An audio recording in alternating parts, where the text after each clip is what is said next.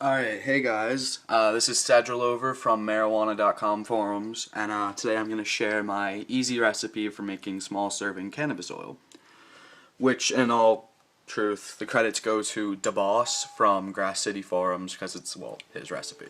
Alright, so the things you're going to need are about 1.5 grams of nicely ground bud. This is just what I have left. A pack of smokes, because this does take a good 30-40 minutes or so to make. And some extra virgin olive oil, as well as I use the metal cupcake cups, but if you have a small baking pan or little bunt pans or anything like that, it would work just as well. It just has to be metal for going in the oven. Alright, so first thing you're going to do is, you're going to set up your oven to preheat to 335. You're going to grind up your bud, and then you're going to pour some oil into it, just enough to cover it. Alright, so I mixed in just about 2 tablespoons of the extra virgin olive oil. So I don't really know how well you can see this, but it's filled up a little bit, and it's just filling up the weed.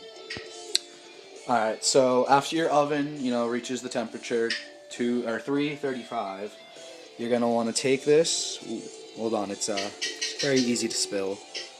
This is my second batch today. Just put it on a nice baking tray and throw it in the oven for 22 to 25 minutes. Go have yourself a smoke, and I'll be right back with the finished product.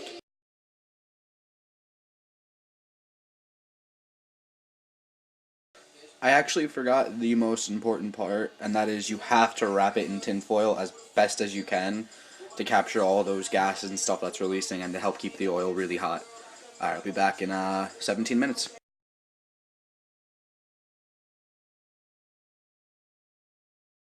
Alright, now we've got us our finished product, which I don't know if you can really tell in the video. It's not as green as it looks. It's actually like a murky brown, and it smells pretty similar to what's that I'm thinking of? It smells pretty similar to vaped weed, like the burnt kind of not so good smelling. So basically, you've got this tinfoil cup now full of oil and weed, and what are you gonna do with it? To be completely honest with you, it smells. It doesn't smell until you open the oven, though. So just, if anyone's home, make sure they're outside when you do it. Because you open the oven and you get like a small puff of it in the face. And then you pull the tray out and you unwrap the tinfoil, and it reeks. Like, my whole house smells like it now. It's usually not this bad.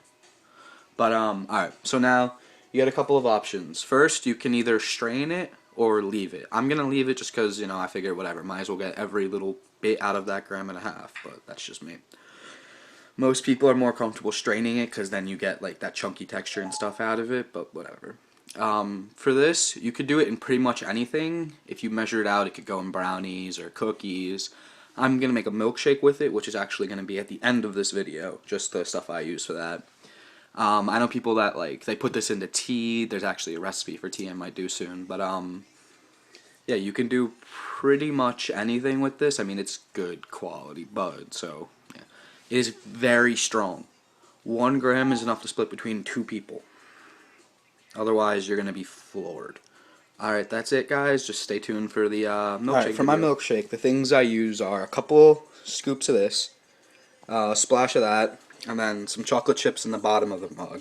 Then you just take your oil, and you pour it in, you blend it for a minute or two, and you drink. It doesn't taste that great because of the oil, but it's good, and you will be... This is just going to be a little heads up to anyone that does try to make a milkshake out of it. Strain it. Do not let weed in there because it gets all chunky and horrible looking, and it smells horrendous. Alright, that's it, guys. Thank you for tuning in and watching the video. There'll be more up soon. Peace.